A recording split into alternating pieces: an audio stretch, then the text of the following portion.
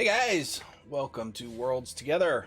We are back finally after the holidays. I hope everybody had a good holiday season. We are, I think, recovered from it. I don't know. No. But tonight, we are going to be talking about how to encourage roleplay in non-RPers. And we have with us tonight Wind and Fire, who is very much a non-RPer.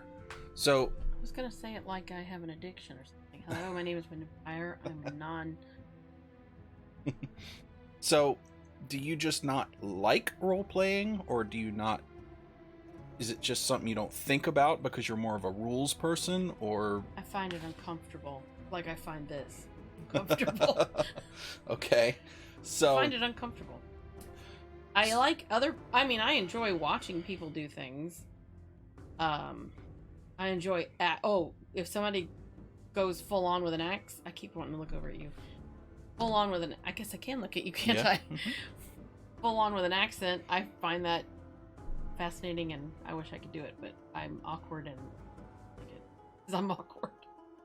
Okay, so it's not that you're opposed to role-playing. You No. just feel awkward doing it, and you're not comfortable with it. Yeah. I know somebody you could interview that's probably opposed to it. Who's that? Oh my gosh, what was her name?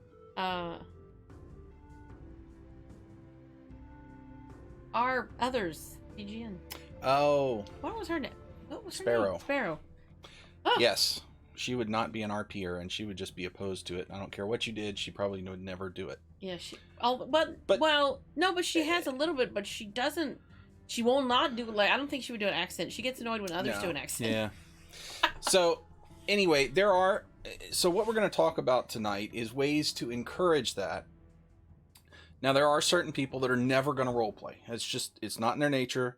It's never going to happen. I don't care what you do, they're not going to do it. So, you just have to accept that. But there are things that, barriers to roleplay that some people get stuck behind that you can help overcome and that you can encourage them to get out of. So we're going to talk about 4 different categories of things tonight to help people get away from being stuck behind the barriers of role-playing. So the first thing we're going to talk about is you, as a DM or player, being an RP leader. So, what we're talking about there is, first thing you can do to lead that is explain to new players what role-playing is. There are people that are just not familiar with what that concept is. They really don't have an understanding of what role-playing is. Now, I don't think you have that problem. You understand what it is, right? You're not that new. You've been around D&D and role-playing games enough to know... You're an actor. Yeah.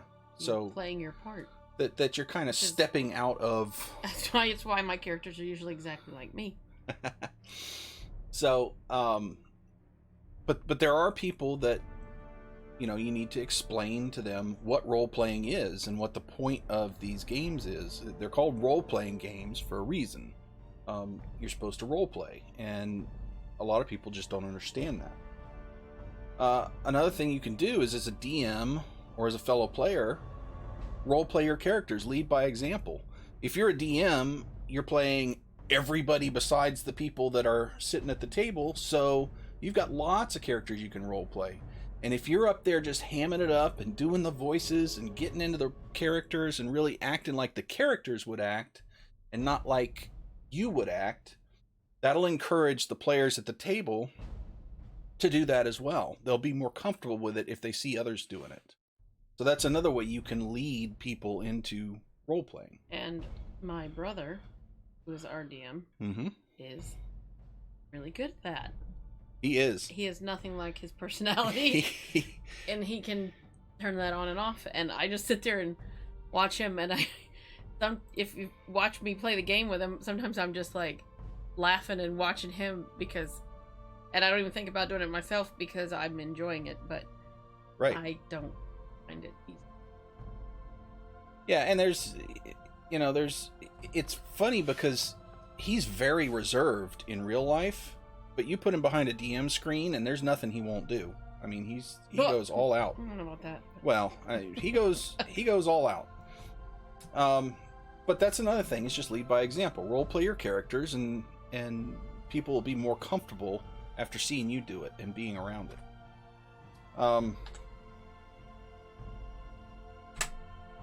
Another thing you can do is to ask role-playing questions. So, for instance, don't ask, if you're the DM and you explain a situation, don't look at a player and say, "What do you do?" Say, how does Kadrin feel about that? Or, what does Kadrin do? Or what does Kadrin see? Or, use the character's name. Don't refer to the player, or don't say you. Saying you is okay, but that's usually for advanced role players who can get into that and can become the character. People who have barriers to role play, it's going to be easier if you talk to them as their character and just kind of interact with them as if they are the character. And get into your descriptions. If you're describing something, and this is whether you're a DM or a player, describe it as your character is in the world. Describe how it smells, how it looks, how it tastes, how it feels. Describe... what are we eating? When did we eat? Right. No, I'm saying, what are we... No, I'm legitimately going, have we eaten in this game when we've played? I don't recall eating. Yeah, we actually met at an inn while we were eating. We were all sitting down having a meal. Yeah, and, no, see, you and do I made that. a mess of things. I don't do that. Yeah. See, so, get into your descriptions. And that's if you're a player that's trying to help a fellow player do more RP. Or if you're a DM, describe what you're doing. Don't roll a 10 and say, "I got a 10," if you're in combat. Roll a 10, if you hit and you get damage and it's high damage, describe what you're doing. I come down with my axe and it buries itself in his shoulder, and, don't just say 10 points of damage. Those are the kind of things you can do to help people get into role playing. And it's for me, it's a lot more fun doing that anyway, because I like to get sucked into the world and just kind of be there. But that does help other players get into that as well. And it's okay as a DM and as fellow players to set, if you're going to have a session 0, if you're doing a campaign and you do a session 0, which we've talked about before and I would highly recommend doing, set your RP expectations. Hey, we want to actually role play in this campaign. We want to sit around the table and role play. We want to have everybody role playing. If you don't understand what that is or you're uncomfortable with it, that's okay, but just do your best. We're here to have fun. And you can't force somebody to role play, but you can set expectations and say, this is how we like to play. So those are some things you can do to be a leader as a role player, as either a DM or a fellow player, to help other players get into role playing more. Do those things make sense to you as a non-RP person? Yeah, I don't know how well they'd work, but... Would any of those be more particularly useful than others? You do the getting into the descriptions, and sometimes I still find it awkward. Well, yeah, I think some of that would help in terms of asking RP questions. Like talking to you and using your character's name instead of talking to you. No, asking. Well, I was thinking more along the lines of asking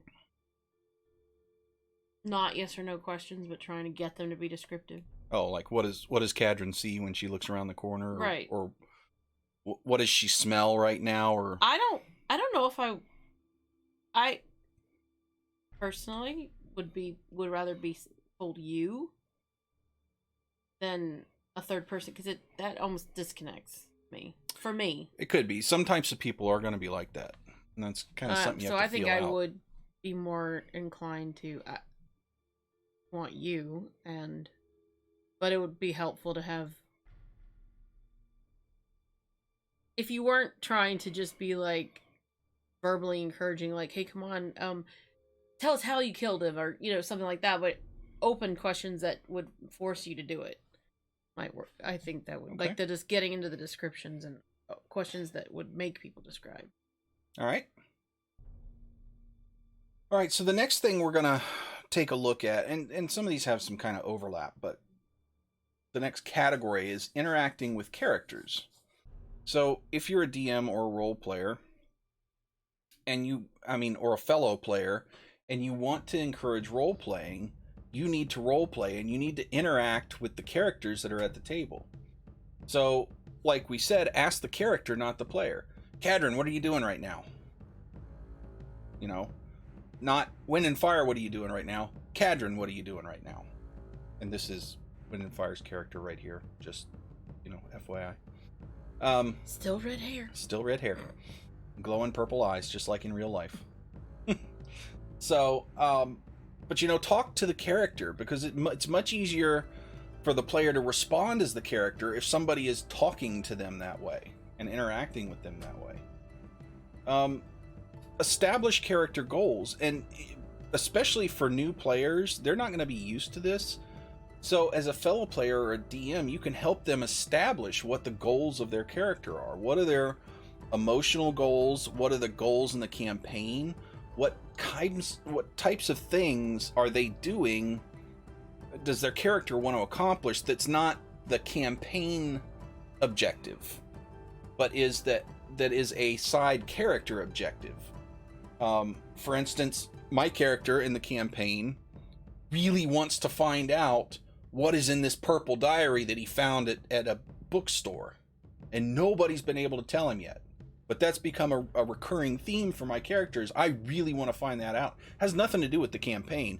And in fact, I think it's kind of making the DM nuts, because he wasn't really expecting me to latch onto this thing. So now he's got to figure out what's in the book and make it something. But what that does is it brings my character more into the world, and it makes it so that my actions are affecting the stuff that's going on around me. And the party has had arguments about this stupid purple diary. They've stolen it from me to get me to shut up about it, and they've started role playing around that too. And it's because we established a character goal, and other players have their own goals too, and that helps them to role play things, because in the back of their minds they're saying, it's nice that we want to go do this thing for the campaign and we've got this main goal as a party, but I also have these things that I want to do. And so it kind of helps, at least for me. Does that help you? Because your character has some goals, some personal goals. I guess it helps.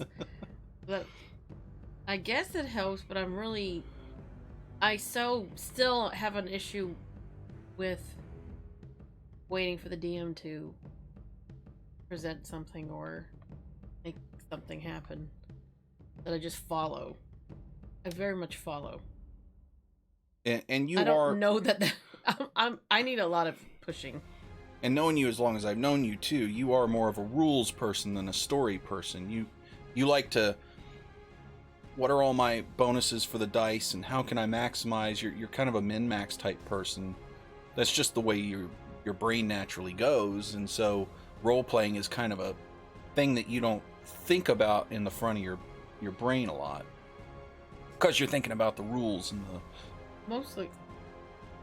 All I know is I really like it when we fight. And that's probably when... I don't know how to describe it.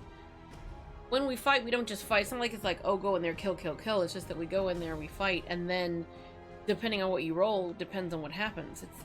I guess that's the time when things just start happening, because I can say we're walking to go do something, but I don't really see it, so I don't know where to go. And then if we encounter something, then I can start rolling, and there's a purpose and then the roll might not work, so then something happens, or I can say I did this or I did that, or can I do this, or I start coming up with ideas with fighting, but I don't really have ideas if we're not fighting. Haven't figured that part out yet. So you like the structure of combat more, because in D&D, combat is where most of the mechanics exist.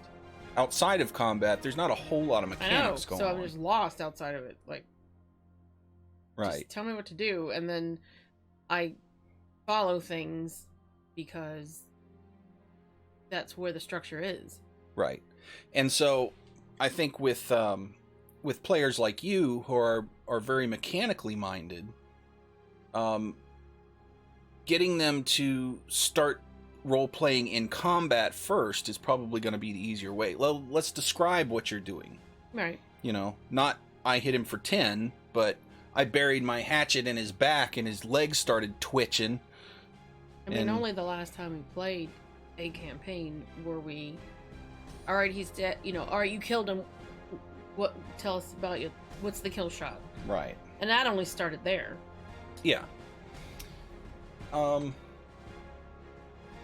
So, another big thing in interacting with the characters is, as a player or a DM, talk about how your characters are feeling about stuff. You know, hey, No is feeling really frustrated that somebody stole his purple diary, and he's getting really upset and angry, and he's about to lose his temper. Oh my god. Because somebody, we won't name any names, but somebody stole his diary. You get all like emotional, and I'm like, why? It's like I'm like I can't do that because No has a short fuse. He's curious. He's latched onto this diary, and that's just how he feels. And so, if there are people out there that just can't do it, like you said, you're not going to get some people to do it. Sure. I feel them. Sure. I feel you. Yeah. I just sit there and go, I mean, if you tell me to be in a play and you say I'm supposed to do these lines and this is how I'm supposed to do it and what I'm supposed to do, then I can follow that. But when you're like, make it yours, I definitely admire actors and actresses that I can't make. Yeah, I'm sure it's learnable, but yeah, right now it's just awkward. Well, and that's kind of a good point. Well, a couple of points. A, not all of these things are going to work for all groups of people. You're going to want to mix and match these things and kind of pull some ideas from here and some ideas from other people as well. And not all of these things are going to work for individual players at a table. Our table, we're all very different in our role-playing styles. From really into it to the full spectrum of not really a role player at all. So, you know, I do the voices. I behave like my character, like I think my character would behave, which is not normally how I would behave in situations. I try to describe what my character's doing and how he's feeling, and he reacts as he would react. Whereas when in Fire is very much the opposite. She's very much close to her real life personality in the game for the most part. She does do some things where I've seen her try to step out and reach into her character and do some things there. And it's awkward. It is. Role playing is a really awkward thing to do. No, not awkward. I mean, you're not awkward. Oh, I'm awkward. Role playing is awkward. It's not something that humans are really built to do easily. So if you're talking about how your character feels, you can also ask the non-RPer, how does their character feel? If you ask them direct questions like that, it's much easier a lot of times for them to start explaining that, rather than having to think, I should talk about how my character feels, because they're not going to think that. Not because they're opposed to it, because they're not used to thinking that way. So asking them leading questions will help them get into that mindset more easily. And one of my favorite things, and this has happened a few times, our DM is kind of good at this. Treat meta play as role play and react accordingly.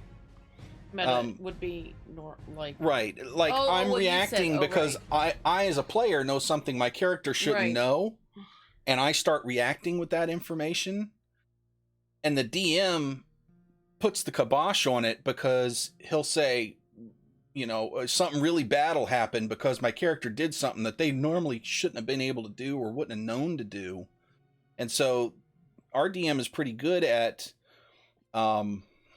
just, you know, reacting to that in an appropriate way to say, no, meta's not really what we're going to do here, without saying meta's not good.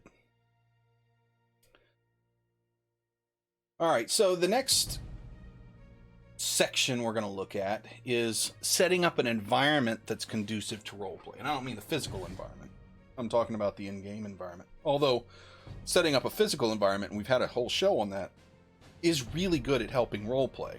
If you've got decorations, you're wearing costumes, if you're doing voices, if you've got low lights and candles and lanterns, and you know, that really helps people get into character, even if they're not normally going to do that.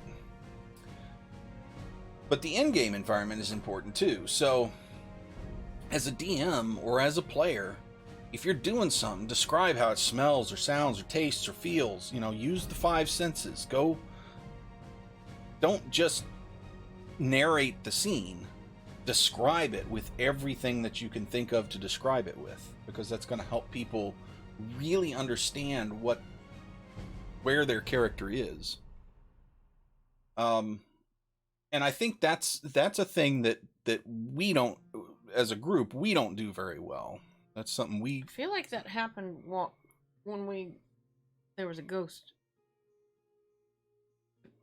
Went into the place we purchased the first time, and I think it was burned, or I don't know, there was something. He said something that I think kind of touched that a little bit.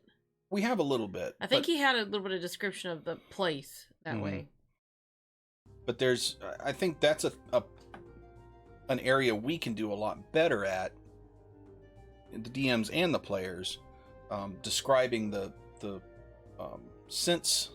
sensations of what's going on. How am I supposed to know? If I'm not the DM and I know all about where we are and what we're doing, how do I know how it smells, feels, and all of that? That's a good thing. Good DMs will allow the players to say stuff like that and then carry on with it. It actually helps the DM if the players start saying, oh my gosh, it smells all musty in here, and I see some cobwebs in the corners, and the DM can use that and let himself or herself not have to deal with all those little descriptions. So if the players start doing that stuff, that's actually helping the DM a lot. Okay. Hey, Daka, how you doing? Hello. I guess it would. I guess my thought, because I'm a rule follower. Mm-hmm.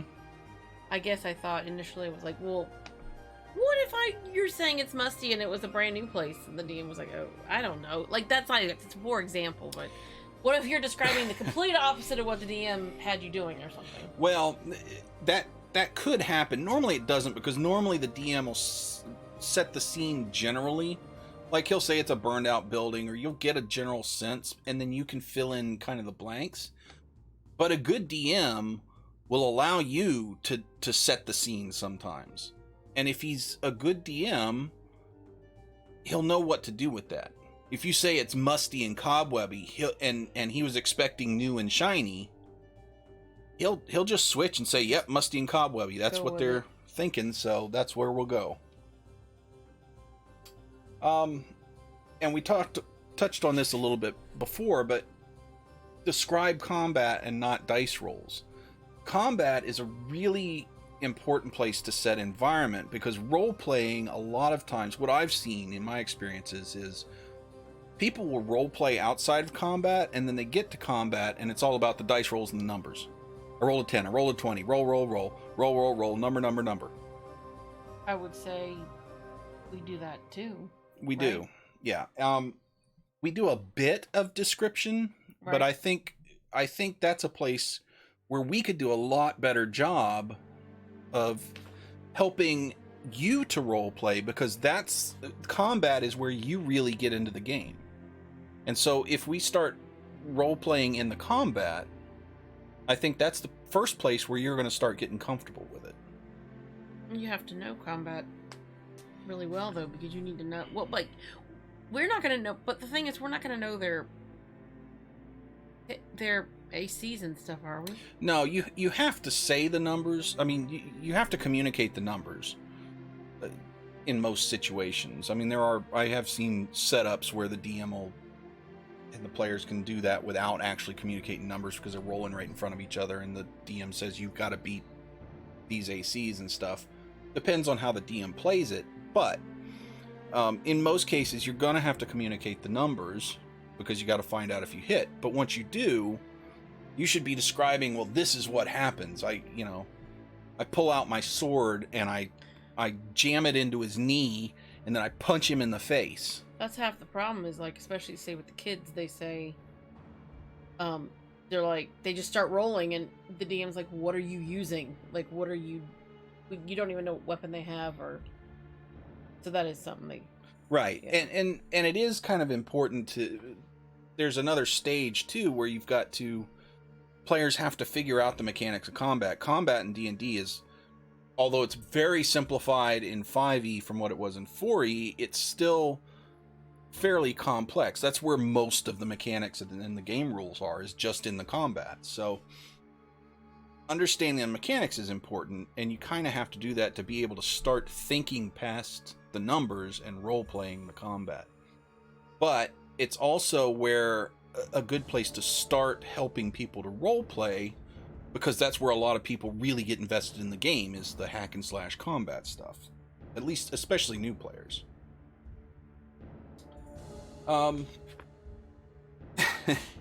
Having in-character repercussions for out-of-character play is fun, and this, again, this is kind of the meta thing, but it's more talking about your alignment or how your character should act. We don't use alignment, but there are, my character is not going to get into a situation that's stressful and say, oh, that's really nice, and smile and wave. If I did that, the DM would say, something's wrong here. I've got to, push this a little bit, because Or that's way out of character. Drugged. Yeah. I'm thinking your character just got right, drugged. and that's something the DM could do. He could say, well, unbeknownst to everybody else, including No, he was shot in the back of the neck with a dart that drugged him, and now he's acting like an idiot because, well, he's not acting like an idiot when he normally would. He's acting out of character. So, if the player are doing things that are not in character, and they're describing actions their characters are doing, but they're not what their characters really should be doing, it's a good idea to react to those in character and have repercussions to those actions. And it'll help kind of teach them that, hey, you got to think how your character thinks. Spend time in non-combat environments. Now, this I know is the big sticking point for you. Oh my god, I hate it.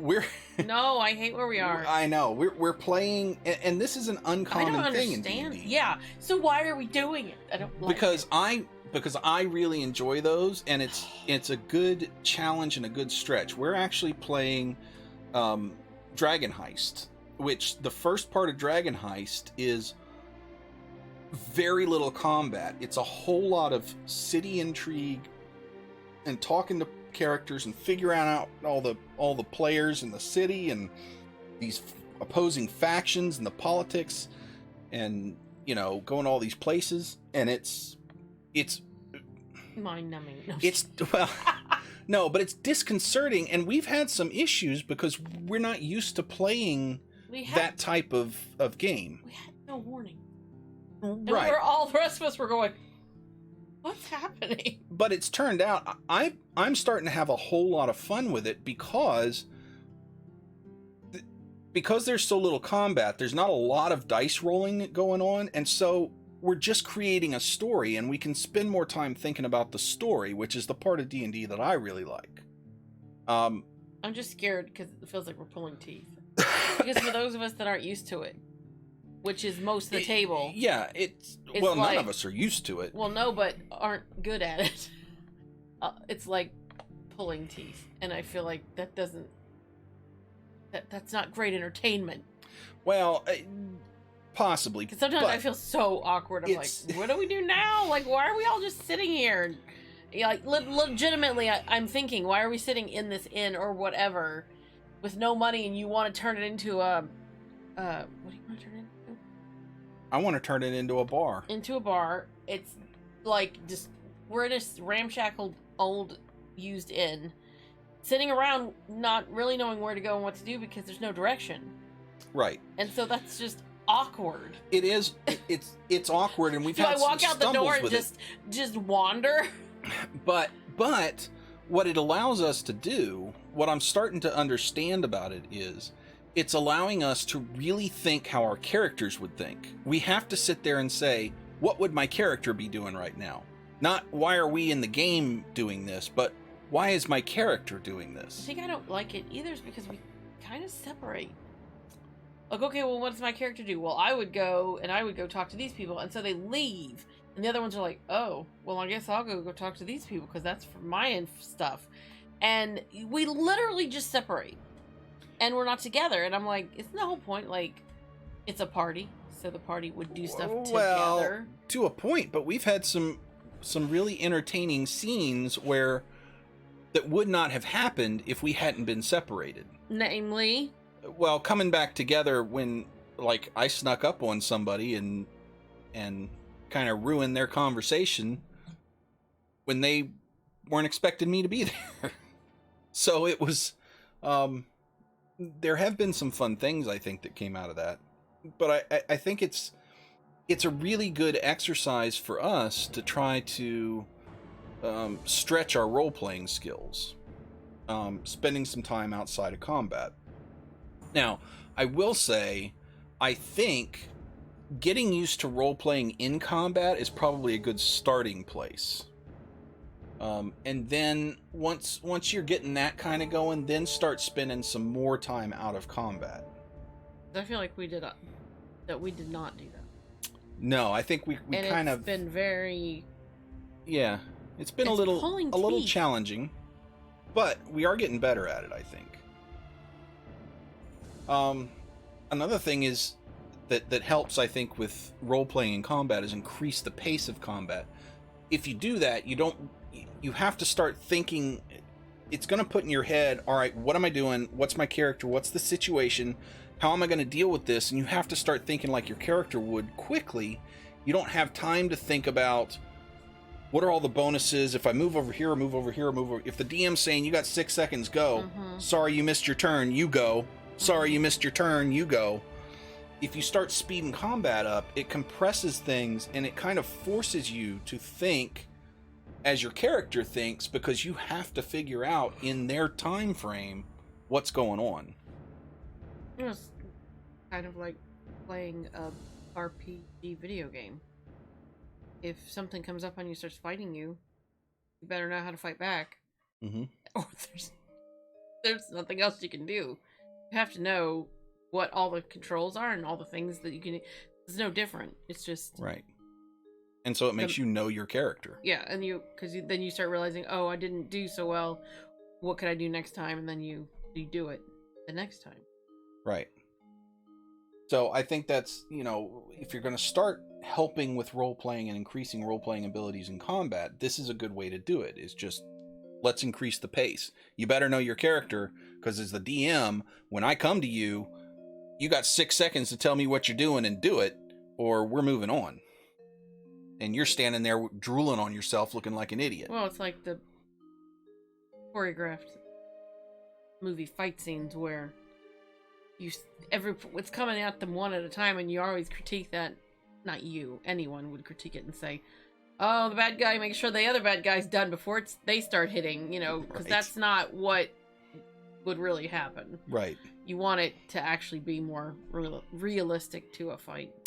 Right. And that's something too, when you're trying to get better at role playing in combat, you have to understand and explain to people, especially new players, that while combat is turn placed at the game table, it's not turn based in the story. All this stuff is happening at the same time. So once you start understanding that, and that's why it's a good thing to do, is increase the pace of combat, because it makes it feel more like it's happening at the same time and less like it's turn-based combat. And then you start understanding the scenario and your character, and you really have to get into your character so that you can react quickly.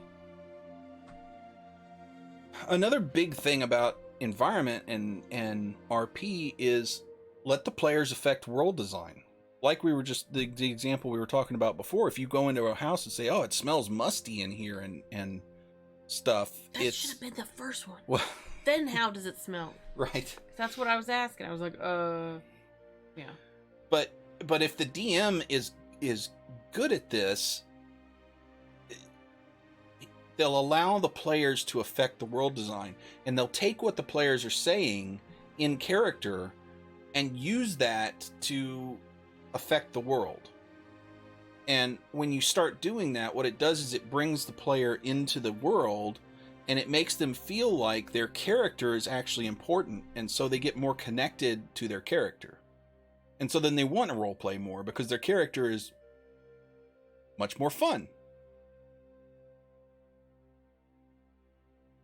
Trying to think of scenarios right to mess with him.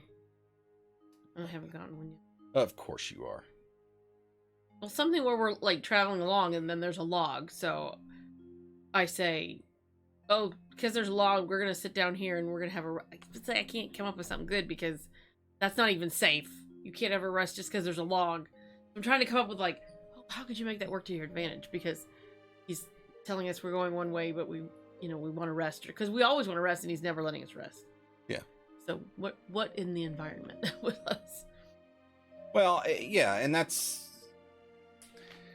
it depends on the DM too. There are times, and I had a show about this, about railroading versus open story and stuff, and letting the players just have complete agency. There are times when the DM has to kind of guide the story. And there are times when he can say, "Okay, well, I was planning on going over here, but they just said something, and that's a good idea, so let's just follow what they did." And, the more a DM is able to do that, the more people will get invested in their characters, because their characters are actually affecting the world. It's not just, I'm watching this story, it's, I'm building this story. All right, so the last section I want to talk about for encouraging role-playing is positive reinforcement. Have a thing of treats at the table. That's right. Good job. Good role-play. Have a sausage. Yeah, that's all I can think of. Although, that is... Game day should have good snacks. This is true. But, like anything else in life, positive reinforcement encourages behaviors that you want. So point out and reward good roleplay. "Oh, that was really cool how you did that. Oh, that was, you described some combat thing and everybody cheers." Well, that's going to encourage you to do that more. Or you really have a really good description of this house you walked into. It's musty and there's cobwebs on it, and everybody says, "Oh, yeah, this is scary. I don't like this." And you see the reactions of, that's positive reinforcement, when you can get other players to react to what you're saying. In D&D, use inspiration as a role play reward. That's what we set out to do. We've actually only used it once, but we do it, the way we do it is the DM has an inspiration trophy, and there's only one. And when he decides that somebody has done something really good role playing, he'll hand it to that player. So you get inspiration for that. That player then has the option of using it for advantage on some die roll and turning it back into the DM, or passing that inspiration along to another player who does something really cool and RP. And so that allows the players to participate in the rewarding of good role playing, and you get the peer reinforcement of the role playing aspect of the game that way. So in D&D, with that inspiration, and there's other things in other game systems, reward type things, but allow the players to give out some rewards too. That's a good way to encourage them to role play and their fellow players. I seriously might bring candy the next time you play, and do it. Literally throw it at the kids when it happens. When they do good role play. Sounds like it would be hysterical. And it would and probably it work. Not role playing, but that's why it's awkward if I were role playing. So I'd rather throw candy at them randomly. Maybe I can figure out why my character would do that. Yeah, we need to figure out why your character would throw candy at people for good role play. And respond to good role play with good role play. Respond to it in character. Gosh, I'm having a hard time thinking of an example right now. I had one when I wrote this up, and I can't think of it. Really? But What notes are for? I know. So, a time that we did that? Yeah, I can't think of. There are several times, probably. Do you actually remembered a time that we all had participated in that? Well, actually, yeah. This whole Purple Diary thing. When First Lord stole that diary from me, and no, I did. Well, no, he stole you told him to steal it. And that was all good role play because, you know, he's a thief. That's something he would do. You were aggravated with me. You don't really like me, and in the game, and you know, so that was good role play. And you know, I played it as I didn't know because he succeeded at stealing it from me. And then I role played that I was really upset. I didn't know who did it, but I was gonna find out, and I was gonna just murder him. And we had we had quite a bit of good interaction on that, and it went on it was sprinkled throughout the story for quite a while, that whole thing. And so that kind of good RP after good RP after good RP was this thing of building up, you know, this back and forth of role playing, and it got really fun. And I think a lot of us had fun with it. There was a lot of laughing. There was a lot of smiles and giggling, and you know, it was just a really fun time. And it was all because we were role playing something that had absolutely nothing to do with the campaign. Definitely had nothing to Yeah. with it. If you see somebody doing something really good with role playing after the session, mention it to them. I mean, in real life, say, "Hey, you did a really good job role playing your character tonight," or and especially if you can give them specifics. You did a good job when we went into that forest and that tree attacked us, and you took out your hatchet instead of your sword, and started just chopping the tree in half, and then you yelled timber. That was really good role play. Maybe it wasn't, but you know, just pop in your head. Yeah, so weird. It is. I'm a weird guy, but anyway. And then you yell timber. You know, if you want that stuff to continue, mention it. Say, "Hey, you did a really good job with that." And reward often, but not without merit. Don't just throw out rewards because you have them. Reward when it's due, and try to notice it as much as you can. Well, you didn't do anything this session. Good job. Don't do that. Yeah, don't reward non-role playing. I mean, don't bash them for it, but point it out when it's good, and if it's notable, note it. Would you, if there was an opportunity that you felt somebody could have done something, afterward you could say, "Hey, you know, when we were doing that, you could have probably said that because your character da da da da da. Yeah. I mean, in a help nice them out. way. Yeah. Say, you know what I thought would be cool for your character to do? Kind of hoping I was thinking this, or yeah, I was hoping you would kind of do that, and help that, especially people who aren't used to role playing or who think it's awkward or something. Help them think about, well, yeah, I could have done that. That's not too nerdy, and it would have been fun, and I probably would have gotten a good laugh. Maybe I should think about things like that next time, because if somebody tries role playing and they get good reactions from it, they'll do it more.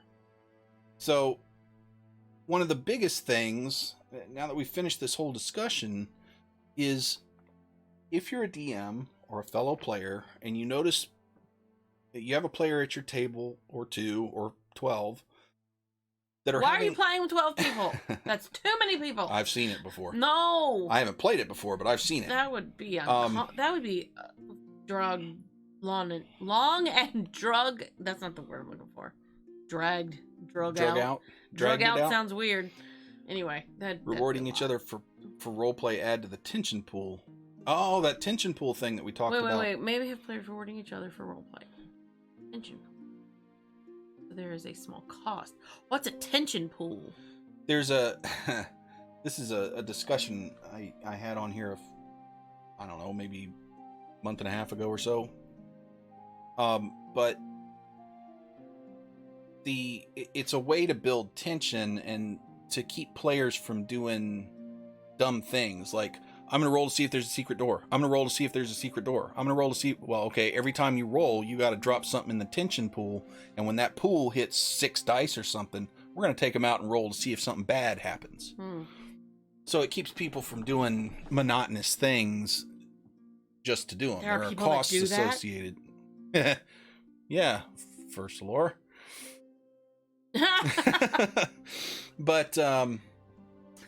But yeah, I mean, it could be something like that. Let's make it so that, and we kind of do that with the inspiration. There is a cost. If I want to reward another player for good role play with my inspiration, I have to give up my inspiration to give it to them. So there's a cost involved. So there's nothing wrong with that, because it makes it valuable. And if I do that for another player, the other player knows I'm giving up something valuable because they did a good job. That happened. Versalor gave the inspiration to somebody. I remember him doing it and saying, "Okay, that was great. I have to give this up." I don't remember. I can't remember specifically what somebody did, but I remember him saying, "Oh my gosh, that's so worth it." But yeah, that the big thing is, if you're trying to help somebody be more RP, they have to get good reactions to continue that behavior and to strengthen that behavior. Tell me I'm awkward when I do it. I'm not. Yeah. If somebody does RP and you look at them and go, "Nerd," that's the last time they're going to RP. If you nicely afterwards said to me, "Oh, you know how you were trying that thing? It was kind of awkward." Yeah, I'm gonna be like, "Well, don't do that again." If instead they get a laugh or a chuckle, or somebody claps or hands them a reward for the RP, or says after the game that, "Hey, that was really cool what you did," they'll start doing it more. So those are the ways that you can get people out of this rut of not being able to RP, it's kind of a chasm that they have to step across, and a lot of people have problems stepping across it because of societal stigmas and nerd, or they don't think that way. It's just not something, and different people think different ways. That's fine. I'm very much a story person. Wind and Fire is very much a rules min-max type person. Nothing wrong with either of those. It's just different. But that clashes. Well, I mean, it does sometimes. You can get on my nerves. Yeah, I can. But you do it on purpose. You create a character on purpose that's the most annoying person in the room. I don't get because it's it. fun. Oh, it's so Oh, it's so annoying. fun. It's so annoying. And see, that's the reward for me. For me, it's just I love playing characters that just annoy the crap out of people because it's funny to me. Because we all know that it's character and we're in character, Sure. and it's and we don't carry that stuff over to real life. So it's really funny for me to see a character just annoying people. I think your reward is when afterward I'm like, oh my gosh, you have to stop. if after the game I'm like, it's so annoying, you're just like, yeah. Then you do more. Right. Will I ever learn? No. What are you doing? But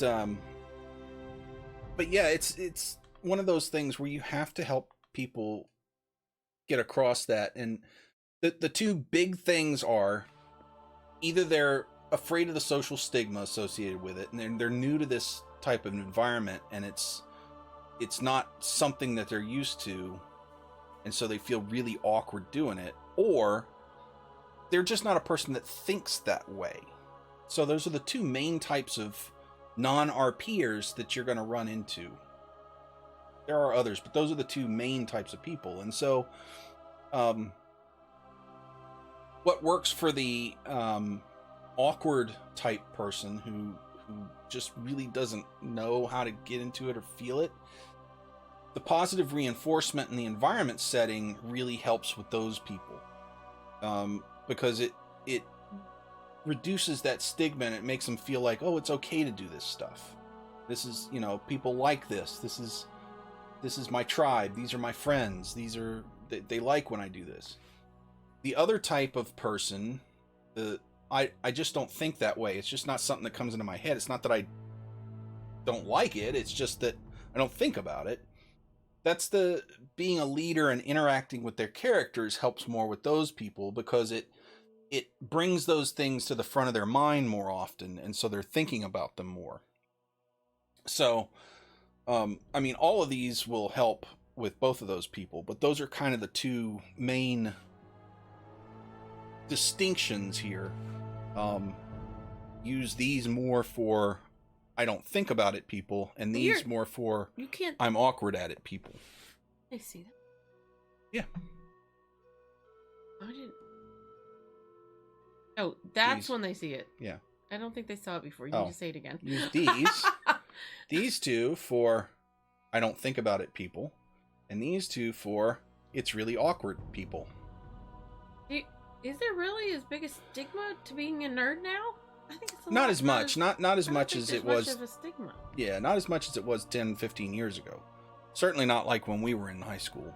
It was bad. But there are Before. still, but it's not about so much the social stigma of nerd anymore. It's the uncomfortableness of stepping outside of your normal nerdy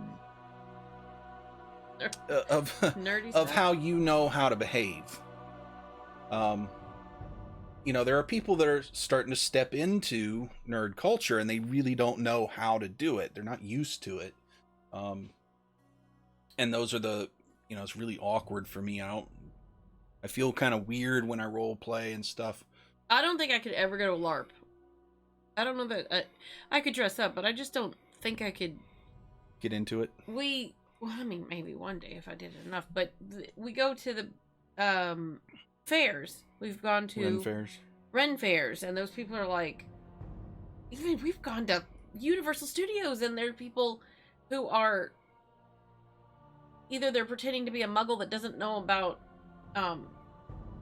witches and wizards, or there's wizards who are, there are people playing these, and I'm probably more comfortable in a theme park, but when people start I don't expect it, and you were having an entire conversation with someone about the fact that you had a camera out, and they were like, doesn't it take your soul, and all this stuff, and I was like... And then I started role-playing with them. And then I'm like, I wouldn't even know what to say. She was sitting there with her jaw dropped, looking at me like I'm some kind of weirdo, awkward. And I'm just role-playing with these people who were concerned that they were role-playing, but they were concerned that my phone was going to steal their soul, because it. and we were just role playing at the Ren Fair. It was hilarious, and she had no idea what to do with that. Like, I can appreciate it, but I can't do it. But if they had talked to her like that, she would have said and walked away. Whereas I, on the other hand, fully engaged. But yet Beetlejuice walks up to me and I'm totally in character. Yeah. Totally, I was just like flirting back, like, so I don't even know where my line is. Flirting with Beetlejuice at Universal. Well, really? I know, and maybe it's because I know exactly how to respond. Yeah. So he sticks his head out, and he was just like, "How you doing?" And I was just like, "Oh," because like the character so well. I was like, "Oh," and so that was easy. Maybe it's because I don't know my character that well, or I don't know enough about Renaissance stuff, and I wouldn't. Maybe that's why. Because I can do it, and I have done it. Yeah. If some Firefly person was saying something, I'd be all, Yeah, you probably Ghostbusters. I was in the middle of Ghostbusters yelling out character names in the middle of the haunted house. Like, So maybe it's because I'm not, I don't know it well enough. And high fantasy is an unfamiliar environment for a lot of people. High fantasy? What? D&D, high fantasy. I've never heard that term. Hobbit, Tolkien. High fantasy? Yeah. I've never heard that. The elves and dwarves and orcs and stuff. That's just what does that mean? High fantasy. Just the term they use. High. What does it mean? I don't know. Maybe you smoking a joint no, when you came up with does it? that mean like kings, queens status high? What does that mean? Yeah. Speaking, in medieval don't settings. even ask, and forget about an accent. Don't ask me to do. We were playing with Ryan and Ashley, and Ryan is like accent, especially German. Like he's a really good German accent. And we were playing, what was it? Fun Employed, and it was like the card said you have an accent, and it was I think British. I think it was as simple as a British accent, and I was like, and as you can see, I have a British accent, which I knew would be funny. I'm not doing it, so I'm saying it, but I wasn't even going to attempt it, because even with friends that we weren't even filming, and even with friends, I was like, I am not going to throw out, knowing him and how good he is as with accents, I'm not going to throw out a subpar British accent. No, that's not going to happen. Because you're worried about being judged? Yeah. Well, not. I don't. Like therapy. I have no idea. I guess that's what it comes down to. Not that I think my friends would be harsh or anything like that, but knowing that it's just me, or at least me deciding that there's no way I could ever have anything to his level, how embarrassing would that be? I'm just going to look like an idiot. I don't know. Well, I think, Doc, you kind of hit on an interesting perspective here. You say you have a hard time speaking in character in medieval settings. I don't, and I think a lot of that is because... You know a lot. I'm a medieval history buff, and I've studied a lot of medieval history, and I'm really good with, I've read a lot of fantasy, and that's my favorite time period in history. That's my favorite type of fantasy, the medieval fantasy setting. And so I'm really comfortable in that world. And so I'll step in and RP that stuff in character really easily. If you took me to a sci-fi setting, I wouldn't be as comfortable. I think that's what it is. I think it comes down to comfort of what you know. Yeah.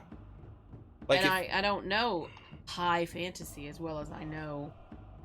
Yeah, like if you're talking about sci-fi, I'm probably going to know far more about that. Right. So, having a real familiarity with the subject matter does make you more comfortable with it, and it'd make it easier to role play in. I think that's what I'm realizing. But you can role play a character without understanding a whole lot about like in D&D, it's a medieval fantasy setting. But you don't really have to know medieval history or know all about all the fantasy monsters or anything like that to play a character, because in the end, they're all characters. I mean, they're no different than us in a weird situation. Characters. They are. And I still think that's where it comes from, is you don't know them. Right. You may I made this character and I'm going to be this way, but I still don't know them. Right, and getting to know your character is a big part of being able to role play. And I think they kind of feed off each other. The more you role play, the better you get to know your character, and the more you know your character, the easier it is to role play them. Like, I honestly think It's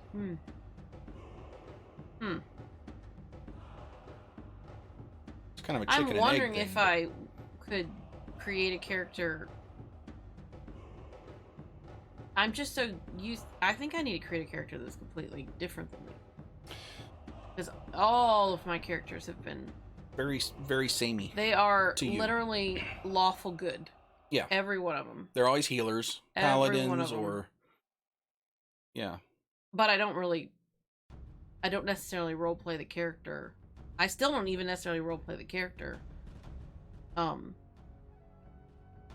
Like, I haven't played this character accurately, I don't think, even. I mean, right, you've stepped into her sometimes, but you are... I think because she'd be boring. Well, no. No, I really don't at all. I think she... Because all she does is... It's all about just... Well, I mean, not that helping people's boring, but that's my purpose. And I wanted him to steal a book. That's not a character. So well, I needed to create a character that would be... But I think you're also kind of discovering the character. When you start a D&D character, there's a whole lot of discovery about it. I had an idea of what I wanted No-No to be, but I'm discovering some things about him as I'm role-playing him, and he's changing a bit. And he's not the exact thing that I had in mind when I started, and which is okay. That's all part of the fun of role-playing, is discovering this character. And I'm putting together the show I'm going to do on the psychology and sociology aspects of D&D, and one of the things, I've been doing a lot of research on that, and it's kind of related to this, because they were talking about when you role play in a game like this, the disguises you put on, the masks you put on, the characters you play are always reflections of some part of yourself. So even if you tried to make a character that was vastly different than you, some part of that character is still going to be a reflection of you, whether it's conscious or not. And there's a whole lot of psychology and stuff behind it, but it's a really interesting aspect of this. And the more you can get into that, one of the reasons I like role playing is it helps me discover things about myself, and in a fun way. What is No-No teaching you? Hey, Game Master, how you doing? Hola, long time nerds. no see. All I can do is hear the screaming. What is this? Nerds! Homer Simpson? Yeah. Because we keep watching Cinema Sins and he throws that in a lot. Nerds. But I think it's a good thing to... Yeah, I said, what have you learned with No-No? Oh, what have I learned? That... About yourself. That I like to annoy people. Yeah, well, but I think that Belushi. It actually, the quote... Oh, sorry. not Belushi. On... Oh, the jaw. I'm just... Sorry, that's totally off topic, but I think what he uses in Cinema Sins sounds like Homer Simpson. It is. Oh, okay. Yeah. Anywho, sorry. What has No-No taught you? That you like to annoy people? Yeah. I mean, I can yeah, have fun with that. How taught you that? That's how you live your life. Yeah, that's true. He lives... Oh my gosh. But that just shows you, No-No had this whole backstory that had nothing to do with me, but he's still... A lot of me is coming through in that character. All he does is try to annoy.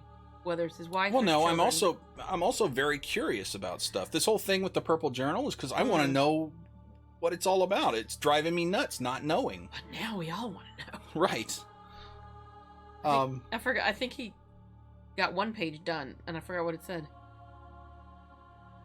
I don't even remember now. I have too. It's been like a month since we played because of the stupid holidays and sickness, and hopefully we'll be back next Sunday with it. But yeah, I'm also, he's turned into kind of a protector and enforcer, and he's he's 3 feet of beefcake, so he's got all kinds of bravery about him. Doesn't really know how to pull that off, but you know, he's willing to try. So you're saying you're 3 feet of beefcake? Well, 6 feet is something. But he said, sadly, most players equate role playing with doing voices, and that's not the case. No, I like doing voices, and I think it's a fun part of role playing. But that's not. If it goes with it, I like it. I don't mind it at all if it goes with it. It helps to get me into character, and it helps me role play. If you're just doing a voice and you're not really doing anything else, there's no point. And that's the whole kind of Matt Mercer effect thing that people have been talking about lately too. Is all the voices and you know, everything is a big story and there's nothing but story.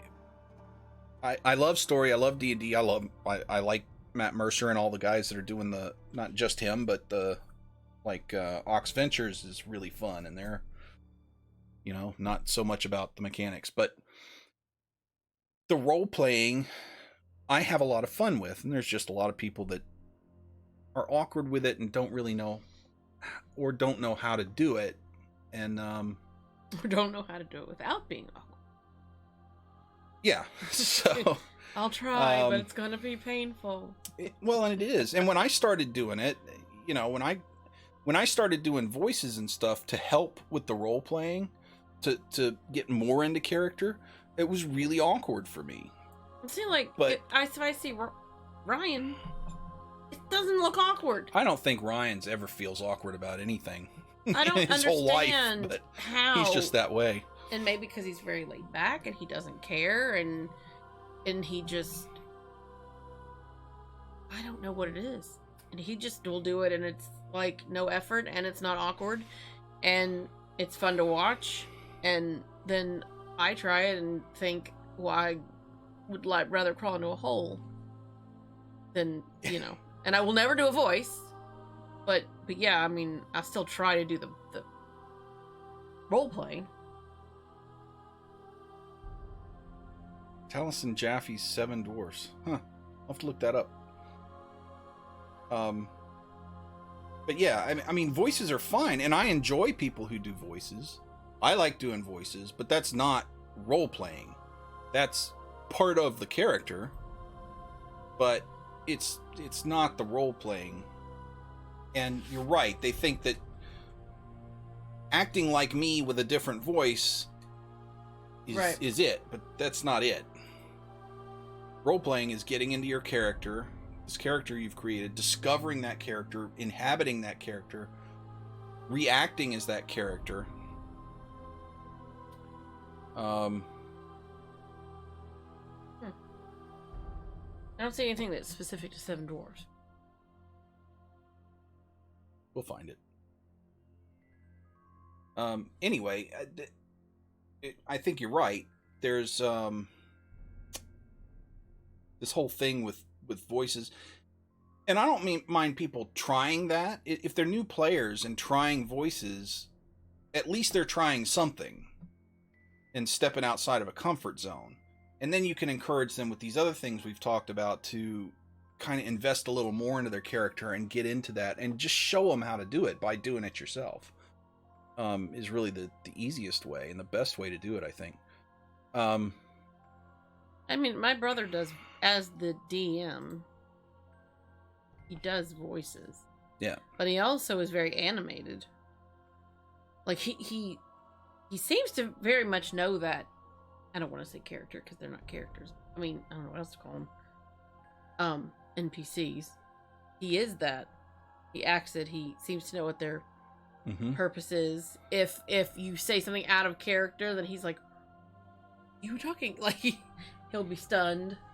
Yeah, he does a good job at reacting in character appropriately to metagaming and to out of character behaviors and stuff like that. It's actually kind of funny. Oh yeah, so the 7 Dwarfs just taking Sleepy and making him, giving him a low male voice. That's kind of I wondered. Doesn't make him a different character. Makes him creepy, but boy, that would probably give me nightmares actually. But anyway, Yeah, I mean,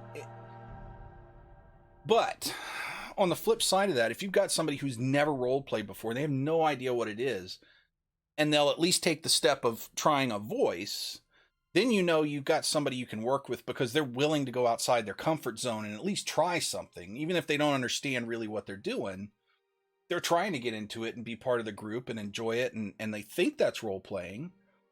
And so from there, you can kind of teach them and mentor them into real role playing. I would hope that they would help them get into it too. Oh yeah, would just help them get into the mindset, even if they weren't doing it at first. Right. It's just you want to make sure that they know that that's not all that you do. You got to go beyond that. I use voices to help find a character and to help understand a character, and to annoy the other people at the table that don't like me doing voices. But it's a tool for role playing, not the role playing itself. So you're right. It is something you want to be careful about people getting stuck there. So, anywho, hope you guys enjoyed the show tonight. My awkwardness, which is in real life as well as in game. Yeah, I mean, there's a lot of different comfort zones, and that's as long as they're trying to involve themselves in the game and have fun. Hey, thanks, Daka. Appreciate that, my friend. As long as they involve themselves and they're having fun, that's really what it's all about. Forcing people to role play isn't the point. It's having fun. But in a role playing game, a lot of the having fun is the role playing for most people. So we were just trying to figure out ways to help people who don't role play much for various reasons to start doing a little more, and maybe that'll help the whole community get a little more fun with the D&D. Because when I started, I didn't touch. My brother played D&D. I didn't play D&D. That was not something in the 80s that there weren't a lot of girls doing that. No, that I know of. But you always knew about some young men that did, and my brother was a nerd and had a group, and even I think went on spring break and did that. I was like, that's what you're doing on spring break. And then in college, you introduced me to it, and I had no idea I didn't even know what it was. Yeah. And I just remember Paul said he was going to do some fantastical move off a chandelier. And he was very descriptive about exactly what he was going to do, and he was going to do a flip and all that, and I was like, what? And you said, okay, now roll for it. And I was like I did not know what was going on. And I watch Stranger Things, and you see Will the Wise, and he's so into it, dead serious, and he's that wizard, and I appreciate it, and I kind of, more probably not kind of, I wish I could do that. It's just that I know when I go to try to do it, I don't have that comfort level of doing it for that long, or being into the game for that long, and having knowledge of things I don't want to look like, whether it's in front of a one person or streaming it, I don't want to look awkward, knowing how terrible I would look. But if the rest of us are role playing, dude, I'm looking awkward that I'm not doing it. Does that make it easier for you to get into it? Yeah, but I mean, I'm walking into a Ren fair with all those people around me doing it, and I'm going awkward, like I can't do it. Like, I'll enjoy your show, but I'm sitting here, if you want me to play back, it's gonna be really awkward. So I think it probably would eventually not be as awkward, but for those who haven't done this for very long, and it's awkward.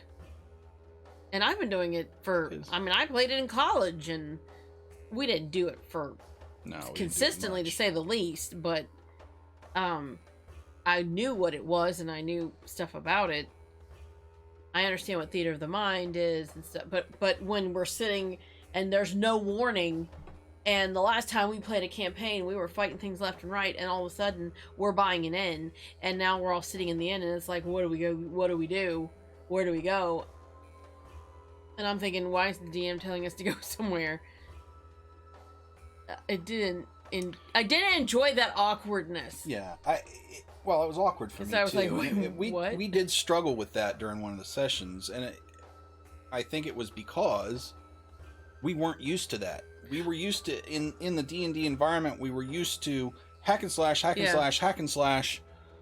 Go to an inn and repair, hack and slash, hack and slash. Somebody tells you need to go to this place, hack and slash, hack and slash. I think if we'd been given a heads up as a group and told, we're going to be exploring this aspect, and that means you're going to have to come up with some things, maybe it would have been a little less awkward, because even the expectations weren't set First right. Lore was saying, what do we do? We were all kind of like, after we were like, I don't know, were we supposed to, did we miss something? Did we not go somewhere? It was just, it was confusing.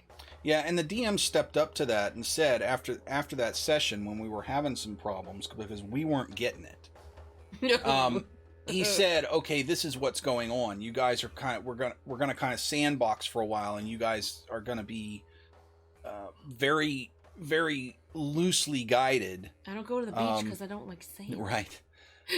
And the next session, we had a much better time with it because we knew what the expectations were. So setting the expectations for those kind of things is really important. But as soon as he tells me, you got to find a talking horse, I'm thinking, well, that's right up my alley. That's something I can go do. I want to go talk to a horse. And I'm thinking, I go talk to the horse, it's going to send me on an adventure. Nope. Talk to the horse, and they were like, okay, well, go tell him that. Wouldn't tell him that. All right, thanks. Tell me if you hear anything else. Or didn't give me another quest, because he gave me that guy gave me the quest. Went and found a talking horse. Go back to the guy, thinking, just like if I'm playing WoW or something, coming for another quest, there's no quest. And I was like, no. Guess I'll go back to the inn. Like, where do I go? Like, what do I do?